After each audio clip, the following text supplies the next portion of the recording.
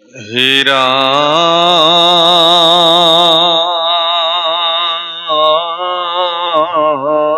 ৰাম কবি নিগদতি শুনা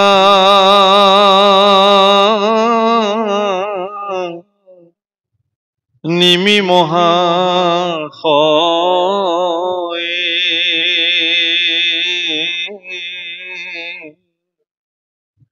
হেনবা কৰিবা ৰাজা মনত সংশয়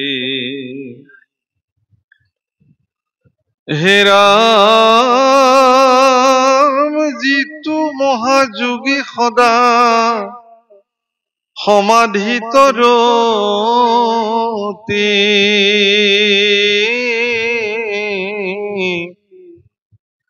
কোটি জন্মে নুহি তাৰ সপ্ৰেম ভকতি মুখতয় অধিকতাংক কহে বেদ গণে একে জন্মে হুইবে কেনে নামৰ কীৰ্তনে ৰাম ইটো শংকা মনত নানিবা কদাচিত শুনিওক নামৰ মহিমা বিপৰীত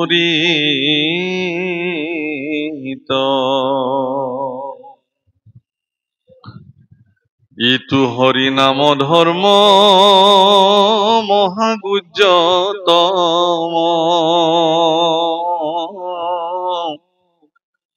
ইহাত বিশ্বাস যাৰ সেহি নৰোত্তম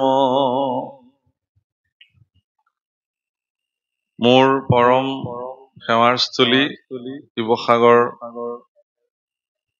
চাৰিঙৰ সমীপস্থ হাতীঘুলিৰ শান্তিপাৰ নামঘৰৰ পবিত্ৰ প্ৰাংগণত আপোনাৰ খবৰ নিচিনা সজ্জন সকলে আমাৰ দৰে এগৰাকী মূঢ়মতীক বৈকুণ্ঠৰ সৰ্বোত্তম শাস্ত্ৰ ভাগৱত কথা বৰ্ণন কৰিবৰ নিমিত্তে আমন্ত্ৰণ কৰাৰ হেতুকে হে সজ্জন সুধীসকল আপোনাৰ খবৰ প্ৰতি আমি চিৰকৃতজ্ঞ হৈ সেৱাভাগ নিবেদন কৰিলো। জয় জয়তে এনে প্ৰতিকূল বতৰকো নেওচা দি যিসকল বাপ বান্ধৱে আহি কৃষ্ণ কথা শুনিবৰ হেঁপাহেৰে এই স্থানত উপবিষ্ট হৈছে, আপোনা সবকো আমি কোটি কোটি প্ৰণাম নিবেদন কৰিলো। সেই বাপসকল, মোৰ এইখিনিতে এটি বিশেষ কথালে মনত পৰিছে। এবাৰ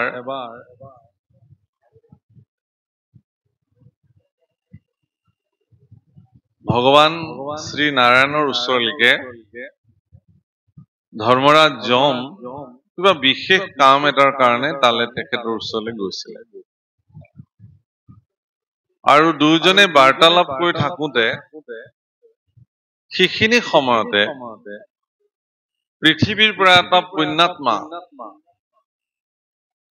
ঊৰ্ধ্বমুখী যাত্ৰা কৰিছে আৰু সেই পুণ্যাত্মাক দেখাৰ লগে লগে বৈকুণ্ঠপতি শ্ৰী নাৰায়ণে নিজ আসনৰ পৰা থিয় হৈ সেই পুণ্যাত্মাৰ প্ৰতি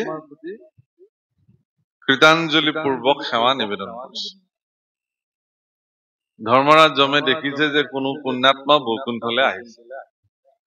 যি আত্মা বৈকুণ্ঠলৈ আহে প্ৰভুসকল, আপোনালোকে জানে যে পৃথিৱীত মহত্তম কৰ্ম সাধন কৰি যিসকল জীৱই তেওঁলোকৰ গতিক ঊৰ্ধ্বগতি কৰিব পাৰে, তেনেকুৱা জীৱৰ ওপৰত ধৰ্মৰাজ যমৰ কোনো অধিকাৰেই নাথাকে।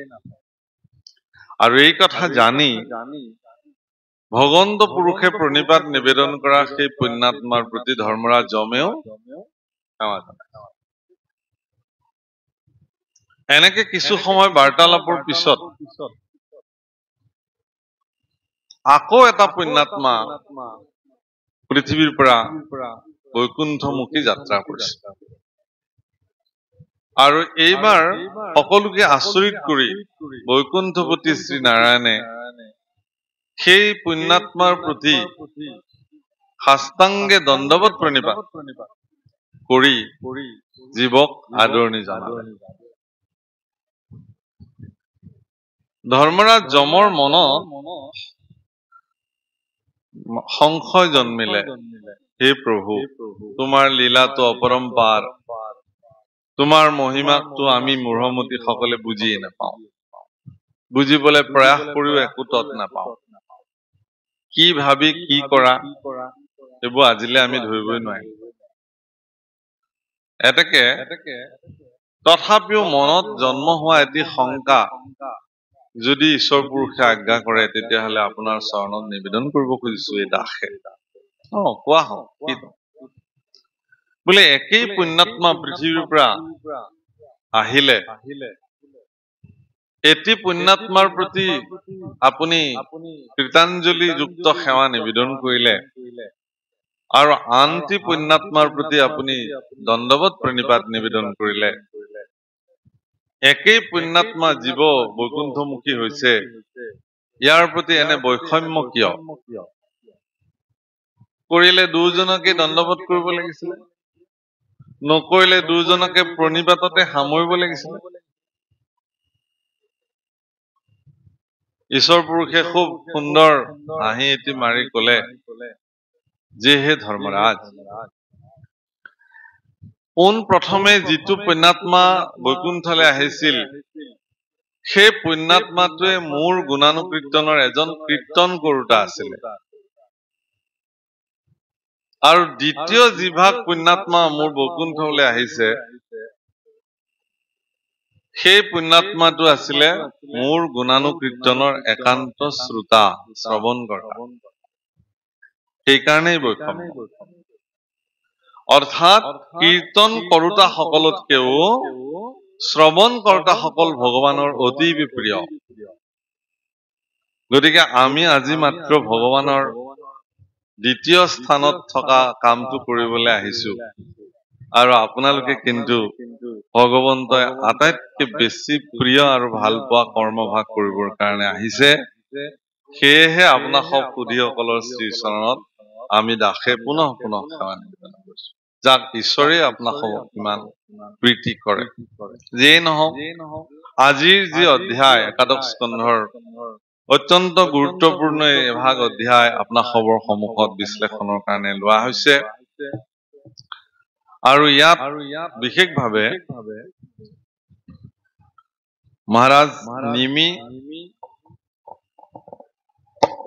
মহাৰাজ নিমি আৰু নিমিৰ দ্বাৰা কৃত প্ৰশ্ন, সেই প্ৰশ্নসমূহৰ কিছু বিশ্লেষণ ইয়াত কৰা হ'ব। ই এইকাৰণে গুৰুত্বপূৰ্ণ যে নিমিত্ত মাত্ৰ লোক উপকাৰ। নিমিয়ে যিসমূহ প্ৰশ্ন 9 গৰাকী সিদ্ধ পুৰুষলৈকে নিবেদন কৰিলে, সেই প্ৰশ্নসমূহৰ প্ৰয়োজনীয়তা আপোনাৰ মোৰ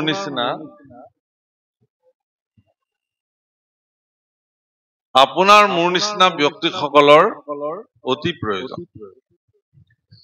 আমি আমাৰ দৈনন্দিন জীৱনত জানিবলগীয়া কথা, কি ধৰণে আমি ঈশ্বৰক ভক্তি কৰিম, কি ধৰণে আমি ভগৱানৰ ওচৰত বিলীন হৈ যাম, কি ধৰণে আমি ভগৱন্ত পুৰুষৰ কৃপা পাত্ৰ হম, এই সম্পৰ্কে মহাৰাজ নিমিয়ে 9 ভাগ বিশেষ প্ৰশ্ন নিবেদন কৰিছিলে, আৰু তাৰে সমুচিত উত্তৰ 9 গৰাকী সিদ্ধ পুৰুষে যথোচিতভাৱে প্ৰদান কৰিছে। আৰু এই সন্দৰ্ভত এটি বিশেষ কথা ওলাইছিলে যে সপ্ৰেম ভকতি আৰু সপ্ৰেম ভকতি সন্দৰ্ভত প্ৰশ্ন হোৱাত কবি নামৰ সিদ্ধ পুৰুষে মহাৰাজ নিমিক কৈছে যে হে ৰাজন, তোমাৰ মনত এনেকুৱা সন্দেহ কৰিবলগীয়া নাই যে সপ্ৰেম ভকতি কৰিবলৈ ইমান টান নেকি? টান নহয়। ইয়াত এটা শব্দ যুক্ত হৈ আছে, সপ্ৰেম, অৰ্থাৎ প্ৰেম যুক্ত ভকতি। এনেইতো চবে ভকতি কৰে, কিন্তু প্ৰেম যুক্ত ভকতি কিমান লোকে কৰে? প্ৰেম যুক্ত ভকতি সাধন কৰিবৰ কাৰণে যিসকল সাধকে ইতিমধ্যে সেই সাধনাৰ স্ৰোত হিচাপে, প্ৰেৰণাৰ স্ৰোত হিচাপে জগতত আদৰ্শ দেখুৱাই থৈ গৈছে, তাৰ পৰিসংখ্যা নিচেই তাকৰ। এই সকলৰ ভিতৰত গোপীসকলৰ নাম প্ৰাৰম্ভণিতে আহে। সেই বিপ্ৰ পত্নীসকল যাক ভগৱন্ত পুৰুষে প্ৰসাদ প্ৰদান কৰিছিল, তেখেতলোকৰ নাম আহে। জাম্বুবন্ত, হনুমন্ত, বিভীষণ, মৈত্ৰেয়, বিদুৰ, উদ্ধৱ, এই সকল পুৰুষ সেই সপ্ৰেম ভকতিৰ তালিকাভুক্ত হৈছে। তেতিয়াহ'লে ইয়াত কৈছে যে যিটো মহাযোগী সদা সমাধিত ৰতি, কৌটি জন্মেও নোহে তাৰ সপ্ৰেম ভকতি। যদি কোনোবাই যুগ যুগান্ত ধৰি সমাধিত বহি থাকে ঈশ্বৰ চিন্তনত, তেওঁৰ জীৱনতো সপ্ৰেম ভকতি নাহিব পাৰে, অথচ সাধন বা সমাধি সম্পৰ্কে একো নজনা ব্যক্তিজনৰো জীৱনত সপ্ৰেম ভকতিৰ সৃষ্টি হ'ব পাৰে। এতিয়া সপ্ৰেম ভকতিৰ ক্ষেত্ৰত মহাপুৰুষ মাধৱদেৱে খুব ধুনীয়াকে বৰগীতত এই সম্পৰ্কে উল্লেখ কৰিছে, কৈছে যে পৃথিৱীত এনেকুৱা সাধক যাৰ ইতিহাসত নাম আপোনালোকে কব নোৱাৰে, যিজনে ভগৱানক খেদি খেদি কোবাবৰ কাৰণে খেদি খেদি লৈ ফুৰিছে। আছে নেকি এনেকুৱা সাধক কোনোবা? এগৰাকীৰে জীৱনত এনেকুৱা সৌভাগ্য ঘটিল, যাৰ নাম যশোদা। এনেইতো কাঠ বাজি আছিলে, মানে যাৰ গৰ্ভত সন্তান জন্ম হোৱাৰ কোনো সুযোগেই নাই, অথচ সেই যশোদাৰ গৰ্ভত সন্তান উৎপত্তি হল, স্তনত দুগ্ধৰ উৎপত্তি হল। স্বয়ং ভগৱান কৃষ্ণ দৈৱকীৰ গৰ্ভত জন্ম হৈও শিশুকালৰ এগৰাকী শিশুৱে মাতৃক যি ধৰণে আনন্দিত কৰিব পাৰে, সেই আনন্দৰ সম্পূৰ্ণ ফল যশোদাক প্ৰদান কৰিলে ভগৱান। কি এনে পুণ্য যশোদাই জীৱনত সাধন কৰিছিল, টানি টানি উৰুখলত বান্ধিছিল। আমাৰ বৰগীতত গায়, আৰে কম্পিত মাধৱ নয়ন জুৰাই, কতি চাপি উৰুখল বন্ধন কাই, আৰে কম্পিত মাধৱ নয়ন জুৰাই। বহুতে কল্পিত মাধৱ বুলি গায়, কিছুমান বৰগীতত কল্পিত শব্দ, কিন্তু এইটো আচলতে প্ৰিন্টিং মিষ্টেক হ'ব পাৰে। কম্পিত মাধৱ নয়ন জুৰাই, এটি শিশুক যেতিয়া মাতৃয়ে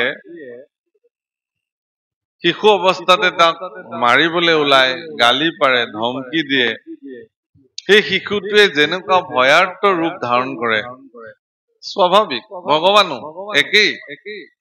জগতৰ প্ৰতি বিশ্ব ব্ৰহ্মাণ্ডই যাৰ আঙুলিৰ ধাৰত পৰিচালিত হয়, সেইগৰাকী ঈশ্বৰ পুৰুষে যশোদাই তেওঁক এছাৰি এডাল লৈছে আৰু জৰি এডালেৰে তেওঁক বান্ধিবৰ কাৰণে প্ৰয়াস কৰিছে আৰু তেওঁ কম্পিত মাধৱ নয়ন জোৰাই ভয়তে কম্পমান হৈ যশোদালে চাই চাই যেন নয়ন জোৰাই শিশুবিলাকে অপৰাধ কৰিলে মাক বিলাকৰ ফালে এনেকুৱা এটা চাৱনি দিয়ে বহুত মাকে তাৰমানে সেই অপৰাধটো 1 ছেকেণ্ডত পাহৰি যায়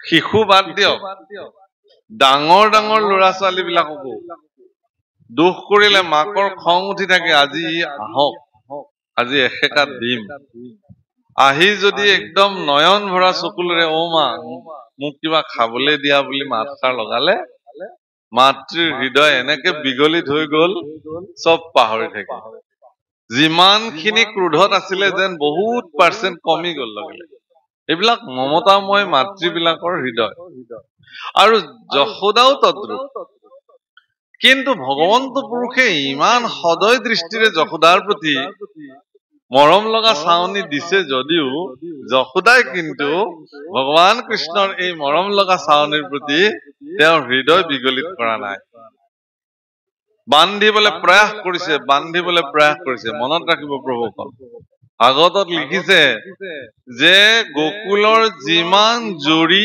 আনিছে মাথো 2 আঙুলে নাতে 3 আঙুল বুলিও কোৱা নাই 1 আঙুল বুলিও কোৱা নাই 2 আঙুলহে নাতে আনিছে আকৌ লৈ জৰি আনিছে গাঁঠি দিছে মেৰ মাৰিছে গাঁঠি দিবৰ সময়ত 2 আঙুল কম হৈ যায় গাঁঠিটো নেখায় এনেকুৱাকে প্ৰয়াস কৰিছে ভগৱানক বান্ধিবৰ কাৰণে এনেকুৱাকে প্ৰয়াস কৰিছে যশোদাই ঘামি জুলি অৱস্থা নাই ভক্তৰ এনেকুৱা প্ৰয়াস দেখি ভগৱান ভক্তৰ প্ৰতি কৃপাশীল হৈছে আৰু যশোদাক কৈছে মা মই নিজে বান্ধি লওঁ তই নিজে বান্ধি ল মইতো নোৱাৰিলোৱে বান্ধিবলৈ তই নিজে বান্ধি ল কতি চাপি উৰুখল বন্ধন কাৰি কতি চাপি উৰুখল নিজে কতি দেশ চপাই লৈছে উৰলত আৰু নিজ হাতে যেতিয়া গাঁঠিটো মাৰি দিছে টানকে সমগ্ৰ বিশ্ব ব্ৰহ্মাণ্ডত কম্পমান উঠিছে ব্ৰহ্মা প্ৰমুখে দেৱতা সকলো আচৰিত হৈ গৈছে যে যদি জগতৰ ঈশ্বৰ পৰম ব্ৰহ্ম শ্ৰী কৃষ্ণ ৰূপে বৈকুণ্ঠৰ পৰা গৈ পৃথিৱীৰ অৱতাৰ লৈছে আৰু এইগৰাকী ঈশ্বৰ পুৰুষক যদি এগৰাকী গোৱালীৰ হাতত এনেকে বান্ধ খায় তেতিয়াহ'লে কাইলে যদি গোৱালী গৰাকী বিশ্ব ব্ৰহ্মাণ্ড পৰিচালন কৰিবৰ কাৰণে আগবাঢ়ি আহে আমাৰ অৱস্থা কি হ'ব ব্ৰহ্মা আদি দেৱতাসকলৰ মনত সন্দেহ জন্ম হৈছে এইজন হয়নে আমাৰ ঈশ্বৰজন আমাৰ বৈকুণ্ঠপতি শ্ৰী নাৰায়ণ পৰম শক্তিশালী জগতৰ ধাতা হয়নে বাৰু এগৰাকী গোৱালীৰ হাতত বান্ধ খালে সকলোৱে দৃষ্টি ৰাখিছে ব্ৰহ্মা আদি দেৱতাসকলে কৈলাশৰ পৰা শিৱ স্বৰ্গৰ পৰা ইন্দ্ৰাদি দেৱতাসকলে গন্ধৰ্ব কিন্নৰ চাৰণ সকলোৱে ভগৱানৰ এই কাৰ্যত এই লীলাৰ প্ৰতি দৃষ্টি নিবদ্ধ কৰিছে কিহৰ কাৰণে এই যে 2 আঙুল নাতে বুলি কৈছে প্ৰভুসকল এই 2 আঙুল নাটাৰ তত্ত্বটো হ'ল প্ৰথমটো তত্ত্ব হ'ল যে ভক্তই ভগৱানক বান্ধিবলৈ কৰা প্ৰয়াস 1 আৰু 2 হ'ল ভক্তৰ এনে প্ৰয়াসৰ প্ৰতি ভগৱান সুপ্ৰসন্ন হৈ ভক্তৰ প্ৰতি কৰা কৃপা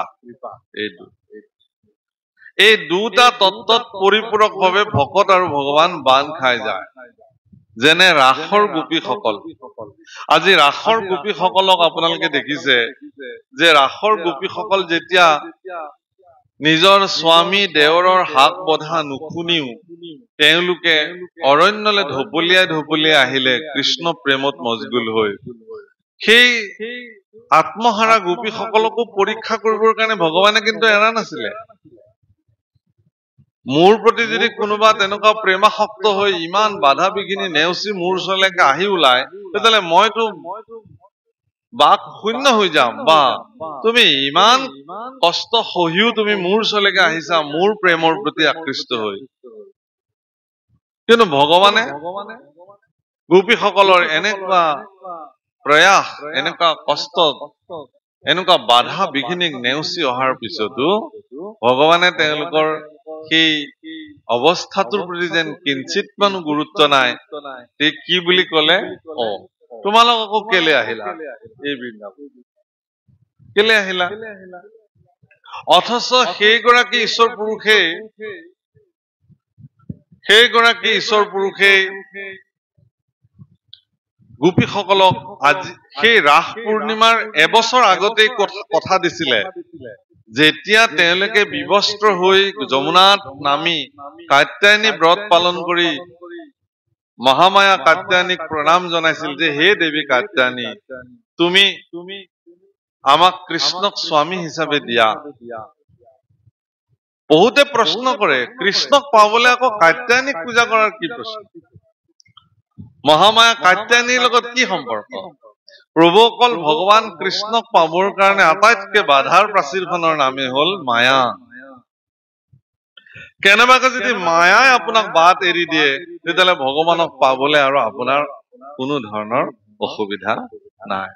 কাৰণ মায়া এইখন জগতত আপোনাক মোক যে মায়াই আচ্ছন্ন কৰি ৰাখিছে, সেইটো মায়াই স্বতন্ত্ৰতাৰে থকা নাই। কিন্তু ভগৱন্ত পুৰুষৰ আজ্ঞা পৰৱশ হৈহে যোগমায়া বা মহামায়া বা এই মায়াই আমাৰ নিচিনা জীৱবিলাকক আচ্ছন্ন কৰি ৰাখিছে।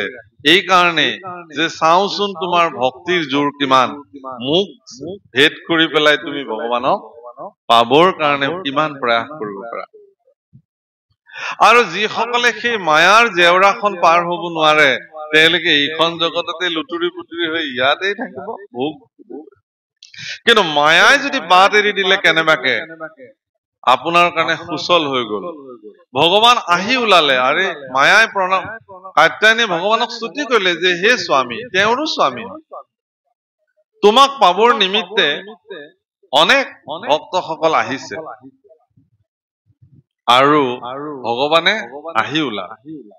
সেই ভগৱানে সিদিনাখনেই তেওঁলোকক কথা দিছিলে যে আজি আৰু মই তোমালোকক স্বামী হিচাপে ধৰা নিদিওঁ, যিদিনাখন মই বংশীত ধ্বনিৰে তোমালোকক আমন্ত্ৰণ কৰিম সিদিনা আহিবা।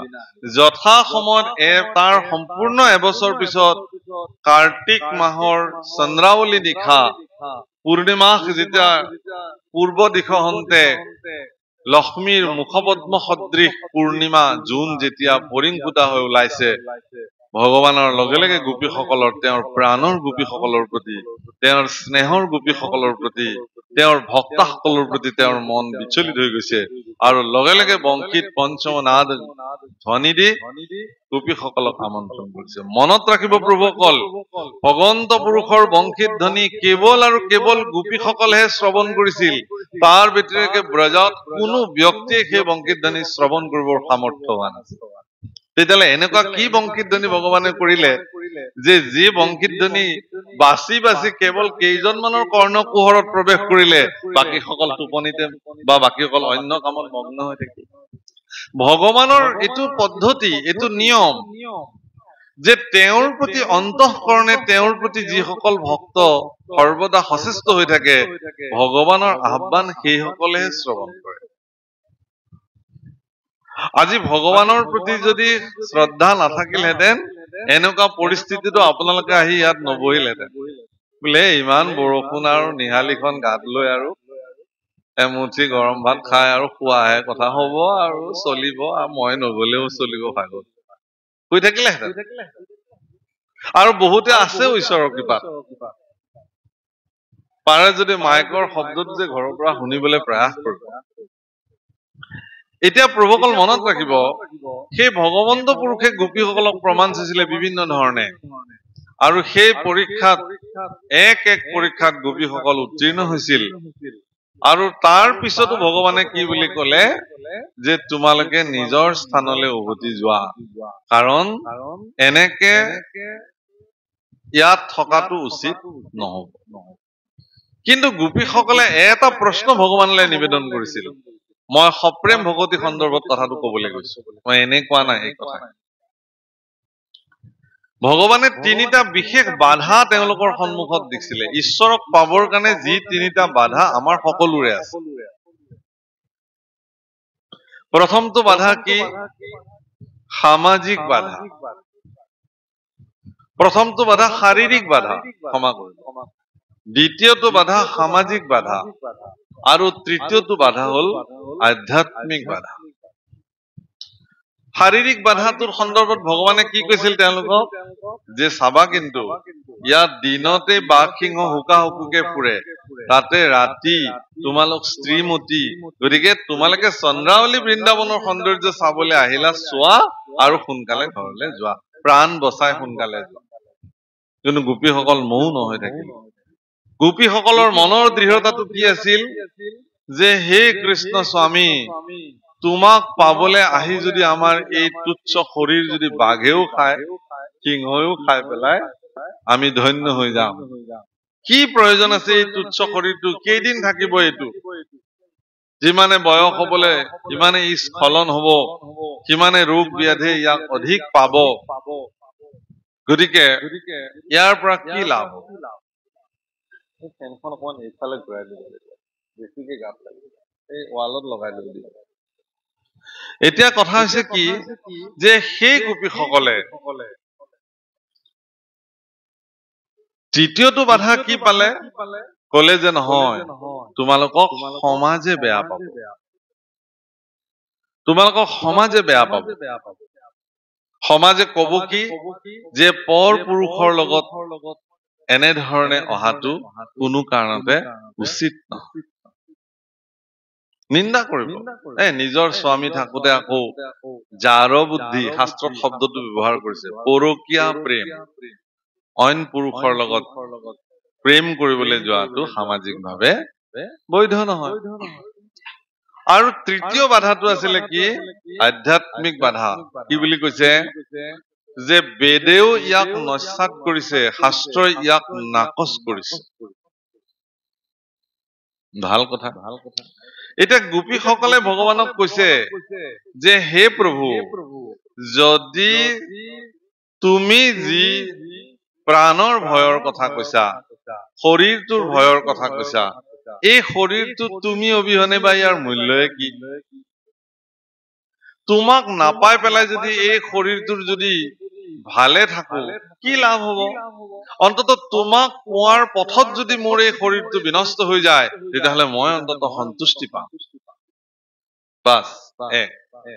দ্বিতীয় প্ৰশ্ন কৈছে যে তুমি যি সমাজৰ ভয় খুৱাইছা, তুমি কৈছা যে তোমালোকৰ প্ৰত্যেকৰে নিজৰ নিজৰ স্বামী আছে, পতি আছে, সন্তান আছে, এইবিলাকক গৈ পোষণ কৰোৱাগে। তেওঁলোকে বৰ ধুনীয়া কাহিনী এটা কৈছে যে এজন স্বামীয়ে বিদেশলৈ বেপাৰ কৰিবলৈ যাওঁতে তেওঁ পত্নীক কলে যে মই কাইলৈ বনিজলৈ যাম, তুমি ভালে ভালে থাকিবা। পত্নীয়ে কৈছে স্বামী ময়ো যাম লগত। বোলে নালাগে, বৰ দুৰ্গম পথ, পথে নাৰী বিবৰ্জিতা, এনেকুৱা দুৰ্গম পথত নাৰী বিবৰ্জিতা, নাৰী লগত লৈ যাব নালাগে। আমি পুৰুষসকলে যেনে তেনে যুদ্ধ বিগ্ৰহ কৰি হলেও বাচি আহিম, তোমালোকক লৈ পেলাই অকমান আমাৰ দিগদাৰ হব।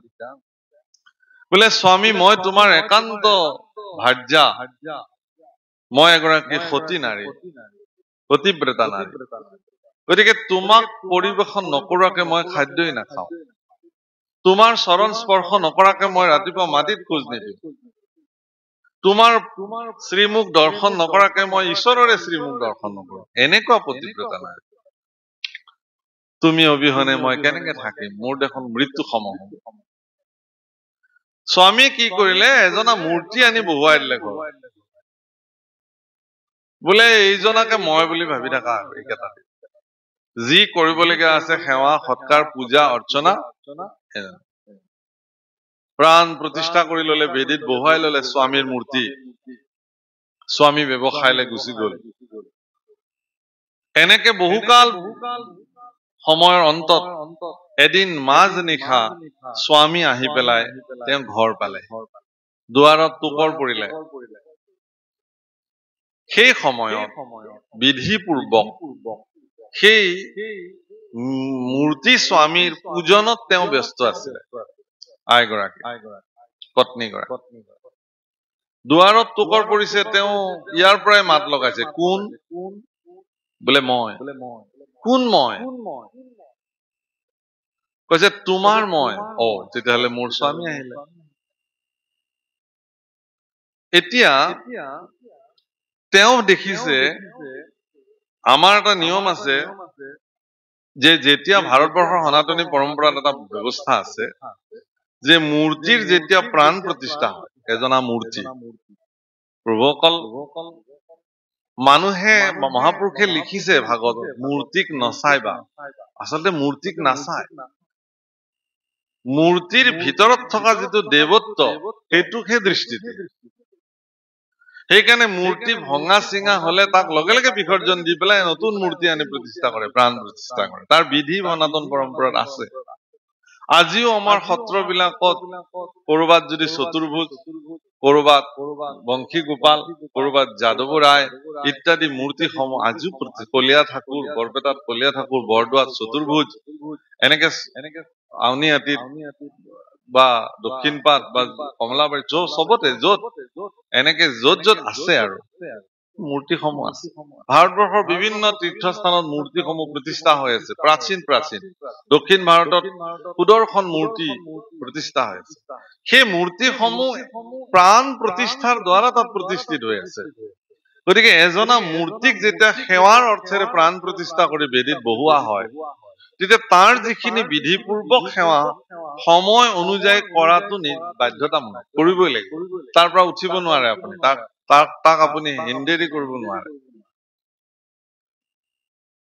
গতিকে তেওঁ যিহেতু পূজাত বহিলে মূৰ্তি স্বামী হলেও তেওঁ প্ৰাণ প্ৰতিষ্ঠা কৰি লৈছিলেতো তেওঁকে স্বামী বুলি ভাবি আছে অন্ন ৰান্ধি বিধিপূৰ্বক আগবঢ়ায় তাৰপিছত যিখিনি অৱশিষ্ট ৰয় তেওঁ প্ৰসাদ স্বৰূপে গ্ৰহণ কৰে গতিকে নিশাৰ আহাৰ ৰান্ধি বিধিপূৰ্বক মূৰ্তি স্বামীৰ আগত প্ৰতিষ্ঠা কৰি বিধিবত পূজা সম্পাদন কৰি থাকোতে যেতিয়া স্বামী আহি ওলাল এতিয়া গোপীসকলে ভগৱান কৃষ্ণক প্ৰশ্ন কৰিছে যে হে কৃষ্ণ তুমি আমাক এতিয়া উত্তৰটো দিব লাগে যে সেই পতিব্ৰতা নাৰীগৰাকীয়ে যদি পূজাখন আধাতে সমাপ্ত কৰি পেলাই স্বামীক দুৱাৰ খুলিবলৈ যায় তেতিয়াহ'লে তেওঁ পূজাৰ বিধি অমান্য কৰাৰ ফলত তেওঁৰ পাপ লাগিব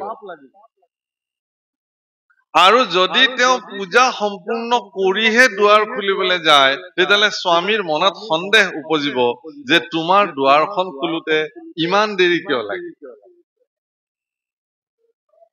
গতিকে হে কৃষ্ণ আমি বুজি পোৱা নাই যে এই নাৰীগৰাকীয়ে কি কৰা উচিত এইটো তোমাৰ মুখে আমি জানিব খুজিছো ভগৱান কৃষ্ণই বোলে ৰাম এইটোনো ইমান ডাঙৰ কথা হল নে এইটো এটা প্ৰশ্নই নহয় কেলে বোলে যিহেতু আচল স্বামী আহিয়ে পালে গতিকে আৰু এতিয়া মূৰ্তি স্বামীৰতো প্ৰয়োজনেই নাই বিসৰ্জন দিব আৰু দুজনে লগ লাগি আচল স্বামী আহিছে চৈতন্য স্বামী আহি পালে গতিকে দুৱাৰ খুলি দিব লাগে তেওঁ আৰু তৎক্ষণাত দি আদৰি সাদৰি আনিব লাগে স্বামী পাদ্যৰ্ঘ্য পূজা তেতিয়া গোপী বিলাকে কলে আমাকো এইটো উত্তৰেই লাগে তুমি যে কৈছা যে আমাৰ স্বামী আছে অমুক আছে এইবোৰ যে কৈ আছা এৰা ভগৱান কৃষ্ণ গোপীসকলক কৈছে তোমালোক ইমান মালিকনী কিমান গাই আছে একোজনী কিমান সম্পত্তি আছে সোণ গহিনা ৰত্ন অলংকাৰ ধন ধুনীয়া ধুনীয়া ঘৰ আছে তোমালোক গুচি আহিলে এইবিলাক ঘৰ এতিয়া কোনোবা বেলেগে দখল দিব তোমাৰ ঠাইত তোমাৰ ধন সোণ বেলেগে এইবোৰ সোণ গহিনা বেলেগে পিন্ধিব এইবোৰ যোৱাগে চম্ভালা হে স্বামী হে কৃষ্ণ তুমি কোৱা সূত্ৰটো আমি প্ৰয়োগ কৰিছো তুমি জগতৰ প্ৰকৃত স্বামী আৰু আমি যাৰ লগত বিবাহ হৈছো এইজন বিষয় স্বামী গতিকে আচল স্বামী দেখিলোৱে যেতিয়া আমিও সেই পতিব্ৰতা নাৰীগৰাকীৰ দৰে বিষয় স্বামী বিলাকক ঘৰ দুৱাৰ সম্পত্তি সকলো পৰিত্যাগ কৰি কেৱল তোমাৰ প্ৰেম ভকতি কৰি তোমাৰ তাত বিলীন হবৰ কাৰণে আমি বিলাক আহিছো আৰু আমি তোমাৰ ওচৰলৈকে অহাৰ আৰু কাৰণ আছে আমি শুনিছিলো সন্তসকলৰ শ্ৰীমুখে, সজ্জনসকলৰ শ্ৰীমুখে, তুমি বোলে বহুত দয়ালু, তুমি হেনো বহুত কৃপালু, তুমি হেনো বহুত ভক্তবৎসল, সেইকাৰণেহে তোমাৰ চৰণৰ চেৰি হবলৈ আমিবোৰ আহিলো। কিন্তু এতিয়া দেখিছো তুমি দেখোন ওলটাটোহে। ভক্তসকলৰ এনেকুৱা কথা শুনি কৃষ্ণ পুৰুষে তেওঁলোকক সামৰি লৈছিল নিজৰ বুলি, আৰু যিটো বিৰল লীলা, দিব্য লীলা, জগতত এনেকুৱা ক্ৰীড়া ভগৱানে কোনো ভক্তৰ লগত সাধিত কৰা নাই, ৰাস ক্ৰীড়া গোপীসকলৰ লগত সাধন কৰিছে সপ্ৰেম ভকতিৰ কাৰণে।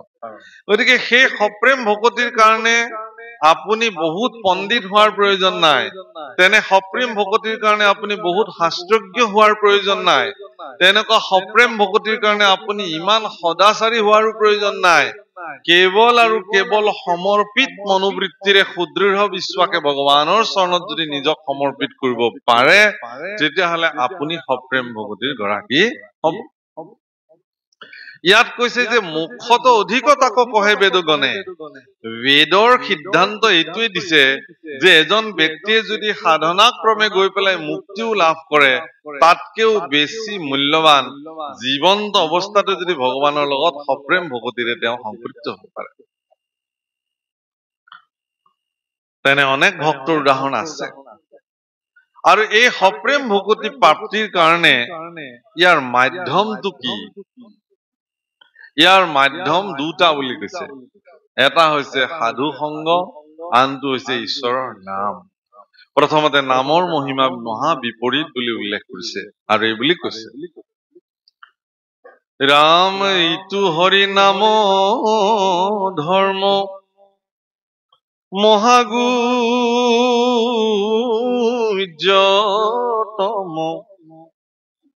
ইহাত বিশ্বাস যাৰ সেহি নৰোত্তম।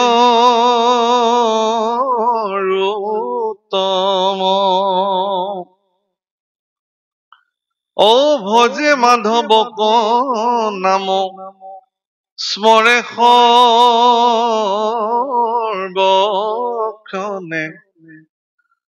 ও একেবাৰে সিজে তাৰ তিনি প্ৰয়োজন।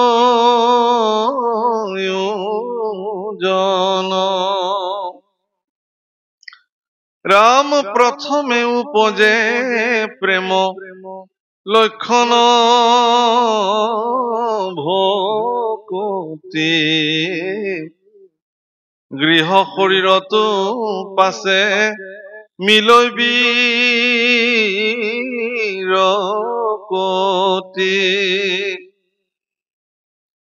প্ৰেমৰ আস্পদ কৃষ্ণ মূৰ্তি স্ফূৰ্তি হয়, এককালে মিলে আশী সম্পদ ত্ৰিতয়। ইয়াত সেইকাৰণে কলে যে হৰিনামৰ মহিমা একেবাৰে এবাৰ নাম লোৱা ব্যক্তিৰ জীৱনত তিনিটা কাৰ্য একেবাৰে সাধন হৈ গৈ থাকে। ইয়াত উদাহৰণো দিছে, আতিশয় ক্ষুধাৰ্ত ভোজন্তে যেন মতে, সিজে তিনি প্ৰয়োজন প্ৰত্যেক গ্ৰাসতে, হুৱে তুষ্ট দেহ পুষ্ট ক্ষুধা গুচি যায়, প্ৰেম ভকতিৰ ৰাজা শুনা অভিপ্ৰায়।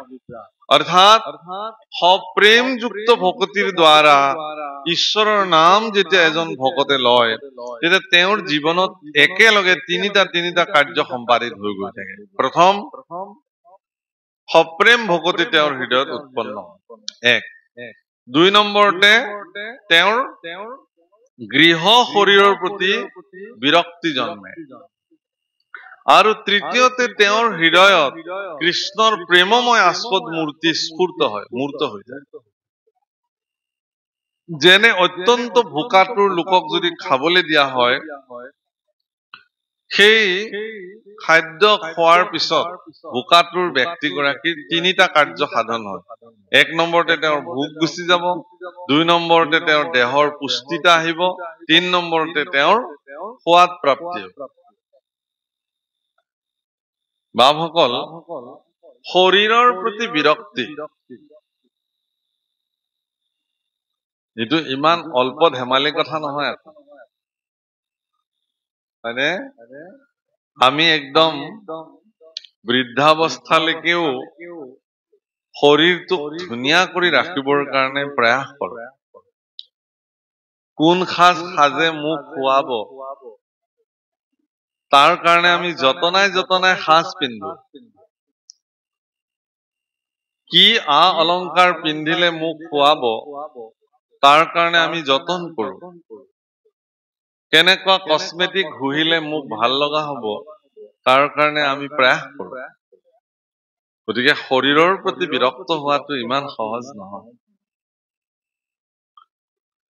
কিন্তু এই শৰীৰটোৱে আপোনাৰ চকুৰ সন্মুখতে আপোনাৰ অজ্ঞাত হাৰে তিল তিল তিল তিলকে ধ্বংস হবলৈ গৈ আছে, স্খলন হবলৈ গৈ আছে, হৈ আছে, অথচ আপুনি মই গমেই পোৱা নাই। ইটো মাটিৰ ভাণ্ডৰ লেখীয়া, এবাৰ যদি ভাঙি যায় পুনৰ তাক জোৰা লগাব নোৱাৰে। মানৱ দেহা মাটিৰ ভাণ্ড, ভাঙিলে হবে খন্দৰ খন্দ। আমি গোৱালপৰীয়া মানুহ যে, সেইকাৰণে আমাৰ মনলৈ এইটো আহি থাকে, হয়নে? আমি একেবাৰে অসমৰ নামনি অসমৰ পশ্চিম প্ৰান্তৰ মানুহ, সেইকাৰণে আমাৰ আপোনালোকৰ নিচিনা ইমান সুমধুৰকে কথা কবলৈও আমি নাজানো, হয়নে? আপোনালোকৰ কথা বতৰাবোৰ শুনিলে বৰ ভাল লাগে। উজনি অসমৰ আমাৰ নামনি মানুহে ভাল পায়, যেনে আমাৰ নামনি মানুহে ভাষাটো খুব চমুৱাই থৈ দিয়ে আৰু, কিন্তু আপোনালোকে বৰ ধুনীয়াকে কয় কাৰণে উজনি অসমৰ মানুহৰ কথা শুনিবলৈ আমাৰ মানুহে ভাল পায়। আমিহে কবলৈ নাজানো তেনেকে। তাৰ কাৰণে যদি কওঁতে কিবা যদি কৰবাত দোষাদোষ হয়, আপোনালোকে মৰিক্ষণ নকৰিব। মানৱ দেহা মাটিৰ ভাণ্ড, ভাঙিলে হবে খন্দৰ খন্দ, ভাঙলে দেহা জোড়া মিলবে না। এটা মাটিৰ নিৰ্মিত ঘট এটা, সি যদি কেনেবাকে ভাঙি গল, ই আকৌ জোৰা নালাগে, তাক আকৌ একদম গুড়া কৰি মাটিতে মিলাই দিব লাগিব। তাৰ পিছত আকৌ যদি কুমাৰে ভাবে যে মই আকৌ ইয়াক গঢ় দিম, তেতিয়াহলে আকৌ প্ৰক্ৰিয়া বেলেগ। অৰ্থাৎ এই শৰীৰটো এটা মাটিৰ ভাণ্ড, ই ভাঙিলে আৰু জোৰা নালাগে। কিন্তু আমিবোৰে এইটো অনুভৱ কেতিয়া কৰিম? সেইকাৰণে প্ৰতিমা পাণ্ডে বৰুৱা বাইদেৱে গাই গৈছে, একবাৰ হৰি বলো মন ৰচনা, আৰে মানব দেহেৰ গৈৰব কৈৰনা। একবাৰ হৰি বল মন ৰচনা, ৰচনা মানে জিভা। হে জিভা, তই এবাৰ ৰাম বুলি চোৱাচোন, নহলে জিভাখন ৰসৰ সাৰক, অৰ্থাৎ ৰস নিৰ্বাচন কৰিবলৈ জিভাতকে আৰু কোনো নাই। সুন্দৰকে ৰসক মানে ৰসৰ বিশ্লেষণ কৰিব জানে, মিঠা, টেঙা, জ্বলা, নিমখীয়া, সোৱাদ, এইবোৰ চব জিভাই জানে। আমাৰ ৰান্ধনী বিলাকে খুব কষ্ট কৰি ৰান্ধে ভকতৰ কাৰণে, আৰু ৰান্ধি যেতিয়া ভকতসকলে প্ৰসাদ লবলৈ বহে, ৰান্ধনীয়ে পিছতে সেৱাভাগ লৈ সোধে, প্ৰভুসকল লব পৰা বিধৰ হৈছে নে? সোধে নে? ইয়াতে সোধে নোসোধে? সোধে। গোটেই 3 ঘণ্টা 4 ঘণ্টা জুইৰ তাপত তাপিত হৈ ডাঙৰ ডাঙৰ কেৰাহী হান্দি দাঙি দাঙি তেওঁ অন্ন ৰান্ধে, আৰু আমি ভকতসকলে এনেকুৱা ধুনীয়া ফেনৰ তলত বহি আৰামত বহি বহি ভাগৱত শুনো। আৰু পাঠ হোৱাৰ পিছত যেতিয়া সেই অন্ন গ্ৰহণ কৰিবলৈ ভকতসকল বহে, তেতিয়া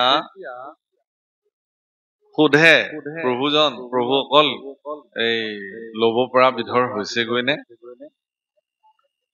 তেতিয়া ভকতসকলে কি বুলি কয় একে মুখে? অমৃত হৈছে, সুন্দৰ, বৰ সোৱাদ। এই যে ভকতসকলৰ শ্ৰীমুখে অমৃত শব্দটো বাজ হল, এই অমৃত শব্দটো ওলোৱাৰ লগে লগে সেই অমৃত শব্দটোৱে সেই ৰান্ধনীগৰাকীৰ মন আৰু মগজুত এনেকুৱা এটা ক্ৰীড়া কৰে, এই যে 3 ঘণ্টা 4 ঘণ্টা জুৰি তেওঁ যে জুইৰ তাপত শৰীৰটো তাপিত হৈ আছিলে, আপোনাৰ শ্ৰীমুখৰ পৰা ওলোৱা অমৃত বোলা শব্দটোৱে এক মুহূৰ্তত তেখেতক শীতল কৰি তোলে আৰু সেই তাপৰ পৰা তেওঁ মুক্ত হৈ যায়। তাকেই নকৰি আপুনি যদি কয়, নাই নাই নাই, আজি চব্জিখন ইমান ঠিক নহল, দাইলখন ইমান ঠিক নহল, এই আমুকৰ ভোজত যে তই ৰান্ধিছিলি তেনেকুৱা কৰিব নোৱাৰিলি ইত্যাদি যদি আপুনি যদি মানে অভিযোগ দিয়ে, তেতিয়াহ'লে তেওঁৰ মন কিন্তু হেমেকি যাব। তাৰমানে কি, এই কথা কোনে কব যাৰ অন্তৰত সন্তুষ্টিৰ অভাৱ আছে? অৰ্থাৎ মই আপোনালোকক আজি কওঁ, দুটা বস্তু কওঁ। এটা হল যে ভগৱানৰ ওচৰলৈকে যে আমি শৰাই সঁফুৰা নিবেদন কৰো, তাত যিয়ে নিদিয়ক আপুনি, মগু দিব পাৰে, কল, আপেল, কুঁহিয়াৰ, যি দিয়ে, নাৰিকল, পায়স, পৰমান্ন, পিঠা, সব দিব পাৰে। ভগৱানকতো দিব নোৱাৰা বস্তু একোৱেই নাই, সব দিব পাৰে। খালি সাত্বিক ভাৱে তাক নিৰ্মাণ কৰিব লাগিব, আৰু সাত্বিক ভোজন যিবোৰ ভগৱানক অৰ্পণ কৰিব পাৰি, সেই জাতীয় সাত্বিক ভোজন ভগৱানৰ চৰণত আপুনি দিব পাৰে।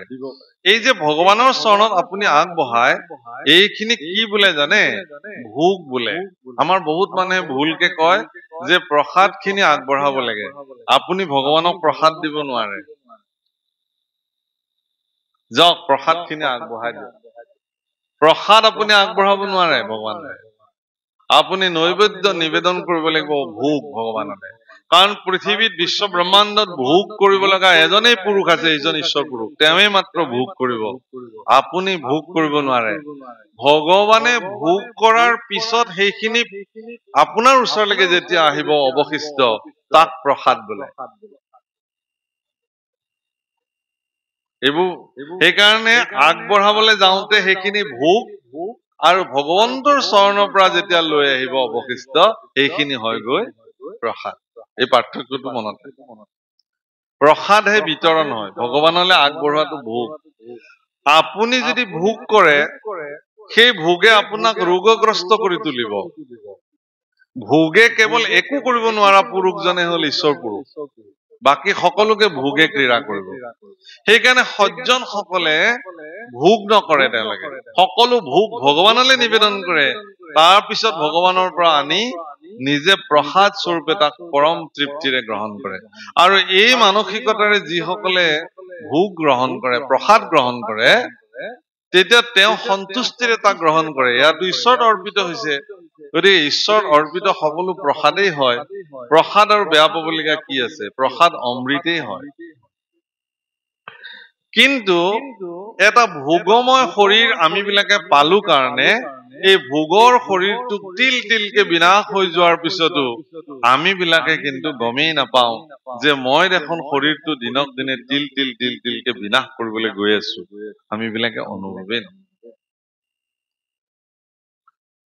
আমাৰ গোৱালপৰীয়া লোক সংগীততেই বৰ ধুনীয়াকে কৈছে যে হাৰেৰো ঘৰ খানি স্বামীৰো শাওনি, বান্ধে বান্ধে তার জোড়া, আরে তাহার তলে ময়রা ময়ূরী, শূন্যে উড়ায় তারা গোসাই যে কোন রঙে, দিনে দিনে খুশিয়া পহরিবে, রঙ্গিলা দালানের মাটি গোসাই যে কোন রঙে। দিনে দিনে খসিয়া পড়িবে রঙ্গিলা দালানের মাটি, দিনে দিনে রঙ্গিলা দালান খহিব পড়িব। দালান মানে ঘর, বিল্ডিং, প্রাসাদ। আমাৰ এই শৰীৰটো এটা তেনেকুৱা ঘৰ, গৃহ, আৰু ই দিনক দিনে খহি গৈ আছে। কেনেকে? আমি গম নোপোৱাকে স্খলন হৈ গৈ থাকে। আজি এটা দিন পাৰ হল মানে মই মৃত্যুৰ সন্মুখলৈকে এটা দিন আগবাঢ়ি গলো। এটা দিন পাৰ হ'ল মানে মই মোৰ অন্তিম পৰ্যায়লৈকে মই আগবাঢ়ি গলো। কিন্তু আমি ভবাই নাই। আমি আজিকালি খুব মানুহে আজিকালি উৎসৱ কৰি নিজৰ নিজৰ বাৰ্থডে সেলিব্ৰেশন কৰে, জন্মদিনৰ উদযাপন কৰে। জন্মদিন একো উদযাপন কৰিবলগীয়া বিষয় নহয়। মই এইবাৰ মোৰ জন্মদিনত আমাৰ সত্ৰৰ ভকতসকলে খুব আয়োজন কৰিছিলে। মই মোৰ বক্তব্যত মই এই কথা কৈছো যে জন্মদিন কোনো উদযাপনৰ বিষয় দৰাচলতেই নহয়। আচলতে মই সেই দিনটোত এই জগতখনলৈ আহিছিলো আৰু এটা নিৰ্দিষ্ট দিন ভগৱানে থিৰাং কৰিছে, মৃত্যু নামৰ দিন। সেই দিনটোলৈকে মই ঢপলিয়াই তিল তিলকে আগবাঢ়ি গৈ আছো। আজি এটা জন্মদিন পাতিলো মানে মোৰ মৃত্যু নামৰ নিশ্চিত বিন্দুটোলৈকে এটা বছৰ আৰু মই আগবাঢ়িলো। বিষয়টো হৈছে কি যে জন্মদিনৰ দিনা অনুভৱ কৰিব লাগে এটা কথা যে মই এৰি অহা মোৰ জীৱনৰ ইমানটা দিনত মই মোৰ জীৱনত উল্লেখযোগ্য সৎকৰ্ম কি সাধন কৰিলো তাৰ এটা হিচাপ কৰিব লাগে, সেইটোহে উদযাপন কৰিব লাগে। যে মোৰ দ্বাৰা জগত কল্যাণৰ কৰ্ম কি হল, মোৰ দ্বাৰা লোক কল্যাণৰ কৰ্ম কি সাধন হল, মোৰ দ্বাৰা কৃষ্ণ সন্মুখী কৰ্ম এনে কি সাধন কৰা হল। কিন্তু আমি বিলাকে হিচাপ কৰো বেলেগ। আজিকালিতো ল'ৰা ছোৱালী বিলাকে পশ্চিমীয়া ধং, বুজিছে নাই, একেবাৰে কি কয় এইবোৰ কেক আনি কেক কাটি তাতে কেকত নামটো লিখি দিয়ে ল'ৰা ছোৱালী, হয়নে? আৰু সেই ল'ৰা ছোৱালীৰ হাততে আকৌ এখন চুৰি তুলি দিয়ে, কেণ্ডেল বোৰ জ্বলাই দি বোলে লাইট চাইট চব নুমুৱাই দি কিনে কয় বোলে এতিয়া নুমুৱাই দে ফু মাৰি নুমাই দিলে। নুমাই দি আৰু সেই সময়তে আকৌ নিজৰ নামটো প্ৰতীকী অৰ্থতো য'ত নিজৰ নামটো লিখিছে সেইটো তেওঁৱেই হয় প্ৰতীকী, নিজেই নিজক টুকুৰা টুকুৰিকে কাটিলে আৰু অঙহী বঙহী খোৱালে বিলাই। আচ্ছা, এইটো ক'ৰ পদ্ধতি আমাৰ আছিলে জানো? মোৰ ভাদ মাহত জন্ম প্ৰভুসকল। আমি সৰুৰ পৰা এটা বস্তুৱে দেখিছো, আমাৰ মাহঁতে বোলে তই অমুক দিনা জন্ম হৈছিলে, আমাৰ ঘৰলে 2-4জন ভকত আমন্ত্ৰণ কৰে ভাদ মাহ বুলি, আৰু আমাক ৰাতিপুৱাই মানে সাজু হবলৈ দিয়ে আৰু ধুতি এখন মেৰমৰাই থৈ দিয়ে খালী গায়ে, আৰু যিমান ভকত ঘৰলে সেইদিনাখন আহে পদূলিতে সকলোকে চৰণ ধুৱাই দিবলৈ দিয়ে, যি কয় তাকে শুনি থাকো। বোলে এইবোৰ আমি এইটোৱে জানিছিলো যে জন্মদিনৰ দিনা এইকেইটা কাম কৰিব লাগে, ধুতি পিন্ধি একদম থাকিব লাগে, পদূলিতে ভকতৰ চৰণ ধুৱাই দিব লাগে, আকৌ সেৱা কৰিব লাগে, মাহ প্ৰসাদ খাব লাগে, ঘৰত নাম কীৰ্তন হয়, এয়া। কিন্তু এতিয়া ল'ৰা ছোৱালী বিলাকৰ কি হৈছে যে কেক আনিবা, কেক কাটিম। প্ৰভুসকল, ৰাৱণে যিদিনাখন শেষবাৰৰ কাৰণে অন্তিম যুদ্ধত যাবৰ কাৰণে তেওঁ ৰূপাস্য ভগৱান শিৱৰ ওচৰত গৈ পেলাই তেওঁ যেতিয়া স্তুতি কৰিছিল, তেতিয়া তেওঁ দেখিছিল যে তেওঁ জ্বলোৱা যিগছি অক্ষয় বন্তি শিৱৰ শিৱলিংগত, সেই অক্ষয় বন্তি গৈছে নুমাই গৈছে। আৰু তেতিয়া অহংকাৰী ৰাৱণে শিৱক কৈছিল, মই বুজিলো, তাৰমানে আজিৰ পৰা তুমিও মোৰ সংগ নিদিয়া, সেইকাৰণে চাকি নুমাই দিলা। তাৰ পিছতে যেতিয়া তেওঁৰ পত্নী মন্দোদৰীয়ে হাতত সহস্ৰ বাতি লৈ তেওঁক তিলক লগাই পেলাই যুদ্ধৰ কাৰণে আৰতি কৰি উলিয়াই দিছিল, তেতিয়াও সেই চাকিখিনি নুমাই গৈছিল। অৰ্থাৎ ভাৰতীয় সনাতনী পৰম্পৰা, অসমীয়া সমাজ ব্যৱস্থাত আজিও এই কথা প্ৰচলিত যে জ্বলি থকা বন্তি নুমুৱাটো অমংগলৰ প্ৰতীক, অশুভৰ প্ৰতীক। তেতিয়াহ'লে আপোনাৰ সন্তানৰ জন্মদিনত এনেকুৱা অশুভ কাৰ্য আপুনি কেলে কৰে? কেণ্ডেল নুমুৱাই দিলে, লাইট নুমুৱাই দিলে, অদ্ভুত কাৰ্য। আকৌ সেই খোৱা বস্তুটোকে আমাৰ এটা নিয়ম আছে যে উচ্ছিষ্ট, আমি চবেই চবৰ উচ্ছিষ্ট খাব নালাগে, আমি নাখাওঁ। ভুলতো কনিষ্ঠজনৰ উচ্ছিষ্ট জ্যেষ্ঠজনক কেতিয়াও দিব নালাগে, ৰৌ নৰকগামী হয়। কেতিয়াও শিষ্যৰ উচ্ছিষ্ট ভুলক্ৰমেও গুৰুই খাব নোৱাৰিব। গুৰুৰ উচ্ছিষ্ট শিষ্যই খাব পাৰিব, গুৰুই এৰি থোৱা। পিতৃয়ে এৰি থোৱা উচ্ছিষ্ট সন্তানে খাব পাৰিব, পত্নীয়ে খাব পাৰিব, পত্নীৰ উচ্ছিষ্ট কোনো কাৰণত স্বামীয়ে খাব নালাগে। ভাৰতবৰ্ষৰ এইবিলাক অঘোষিত পৰম্পৰা কিছুমান আছে, কাৰণ ইয়াৰ পৰা অপৰাধ লাগে। কেতিয়াও এখন থালিতে স্বামী স্ত্ৰী কেতিয়াও খাব নাপায় বা স্বামী যিখন থালত খায় সেইখন থালত কেতিয়াও ৰৈ গ'ল অন্ন কেতিয়াবা দেখা যায় কিছুমান মহিলাই তাতেই খাই দিয়ে নাপায় অইন পাত্ৰত লৈ খাব লাগে স্বামীয়ে খোৱা থালখনত পত্নী খাব নালাগে এটা আমাৰ পৰম্পৰা আছে কিয় আছে তাক আপোনালোকে অৱজ্ঞা কৰাৰ প্ৰয়োজনীয়তা নাই পিতৃয়ে যিখন থালত খায় সন্তান সন্ততি কেতিয়াও এইখন থালত দিব আগতে কি আছিলে কাঁহৰ কাঁহীবিলাক আমাৰ ঘৰে ঘৰে আছিলে আৰু কাঁহৰ কাঁহীবিলাক প্ৰত্যেকজনৰে নিজৰ নিজৰ কাঁহী নিজৰ নিজৰ বাতি নিজৰ নিজৰ পানী খোৱা লতা দেখিলেই চিনি পায় এইখন মোৰ কাঁহী কিন্তু আজিকালি এই জন্তুৰ হাড় মূৰেৰে একদম চূৰ্ণকৃত কৰি কেমিকেলৰ লগত মিলাই ডিছ কিছুমান বনালে কাঁহৰ কাঁহী বাতি চব চাঙত সোমালে আতালত উঠিলে এতিয়া সবকে ষ্টাণ্ডাৰ্ড মেইনটেইন কৰিবৰ কাৰণে আমি বিলাকে পশ্চিমীয়া ঢঙেৰে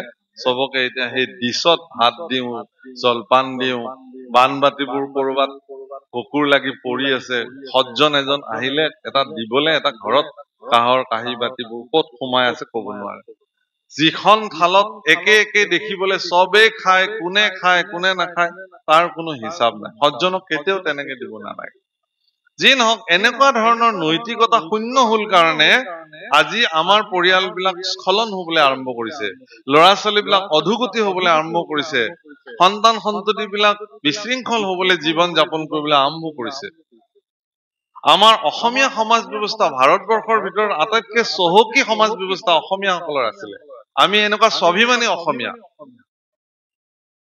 আজিও আমাৰ শালংকৃতা বৰনাৰী আমাৰ আইসকলে আজিও কিছুমান এনেকুৱা নিয়ম মানি চলে যিবোৰ নিয়ম ভাৰতবৰ্ষৰ খুব কম জেগাত মানা দেখা যায় আজিও জ্যেষ্ঠজন বৰ্জনা থাকিলে সমুখেৰে আইসকল আজিও খোজকাঢ়ি নাযায় জ্যেষ্ঠজন উচ্চ আসনত বহি থাকিলে সমসাময়িকভাৱে আজিও আমাৰ শালংকৃতা বৰনাৰী অসমীয়া নাৰীসকলে আজিও উচ্চ আসনত নবহে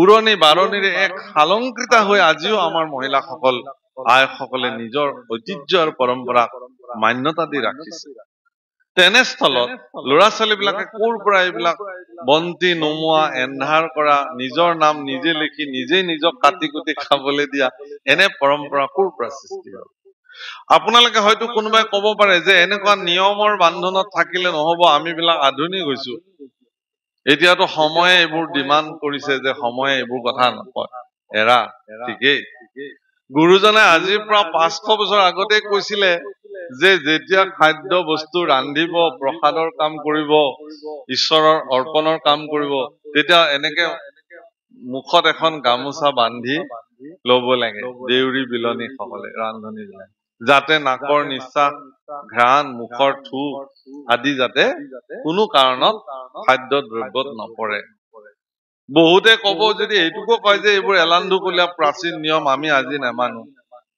কিন্তু যেতিয়া 18-19 চনত যেতিয়া কৰোনা আহিল সবে সেই মুখত মাস্কখন লগাই ফুৰিবলৈ বাধ্য হ'ল কেলে গুৰুজনে এইটো আগতেই কৈছিলে এইবোৰ কথা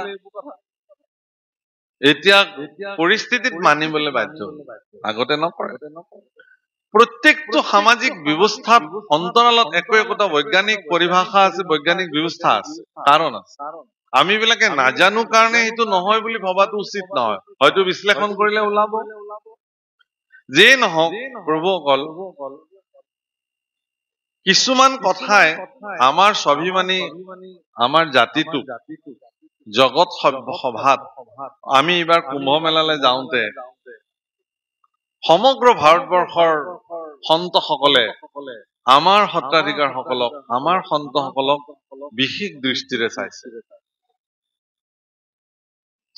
সবতকে আমি বিলাক বেলেগ নৰ্থ ইষ্টৰ পৰা যোৱা বিলাক অসমৰ সন্তসকলৰ হেৰি বেলেগ শুদ্ধ বগা সাজ পিন্ধিছে পাগ মাৰিছে সুন্দৰ মূৰত বকুলৰ মালা লৈছে সুন্দৰ চেলেং আইসকলে নিজে বৈ দিয়া চেলেং আমি গাত লৈছো আমাৰ কথাই বেলেগ নিজকে তাৰমানে বহুত মানে গৰ্ববোধ হৈছিলে গৰ্ববোধ হৈ গৈছিলে যে আমাৰ আইসকলে এইবোৰ বোৱে এইখন এখন কোনোবা মাতৃয়ে বৈ মোক দিয়া আজিও মই সগৌৰৱে ইয়াক শৰীৰত ধাৰণ কৰিছো কোনোবা মিলত বোৱা বস্ত্ৰ আমি ইয়াত পৰিধান কৰা নাই যিখন গামোচা আমি ডিঙিত লৈছো সেই গামোচাখন এবাৰ চালে তাক চাই থাকে মানুহে চাই থাকে আমি বহুত গামোচা লৈ গৈছিলো পৰিচিত যিবিলাক ব্যক্তিৰ লগত পৰিচয় হৈছিলো আমাৰ ফালৰ পৰা আমি গামোচা তেওঁলোকক উপহাৰ দিছিলো কেনেকুৱা মৰম আৰু আদৰেৰে এইখন তেওঁলোকে সাঙুৰি বাপৰে এইখন বহুত বেলেগ বস্তু দিলে এইবোৰ আমি এই চেতনা যিটো আমাৰ জাতীয় চেতনা মহাপুৰুষে সেইকাৰণে আমাৰ গুৰু আসনতো গামোচা দিলে এই জাতীয় চেতনাটোক উদ্ভাসিত কৰিবৰ কাৰণে আমি খুঁটাটোতো গামোচাখন বান্ধি ৰাখিছো জাতীয় চেতনাক উদ্ভাসিত কৰিবৰ কাৰণে যাতে এই চেতনাটো জাগ্ৰত হৈ থাকে কাৰণ আমি আমাৰ জাতীয় স্বাভিমানেৰে আমি জীয়াই থাকিম বিশ্ব দৰবাৰত আমি আমাৰ স্বকীয়তাটোক আমি লৈ যাম এইটো এটা আমাৰ ধাৰণা বাৰু যেই নহওক ঈশ্বৰে কৈছে মানে সেই প্ৰতিগৰাকী ভক্তৰ প্ৰতি থকা প্ৰেম আৰু ভক্তৰ ভগৱানৰ প্ৰতি থকা যিটো শ্ৰদ্ধা বা প্ৰেম এই পৰিপূৰকভাৱে ভকত আৰু ভগৱান বান্ধ খাই যায় গতিকে সেই প্ৰেম ভকতিৰ অভিপ্ৰায় শুনা হে মহাৰাজ এই বুলি নিমিক কবি সিদ্ধ প্ৰদান কৰিছে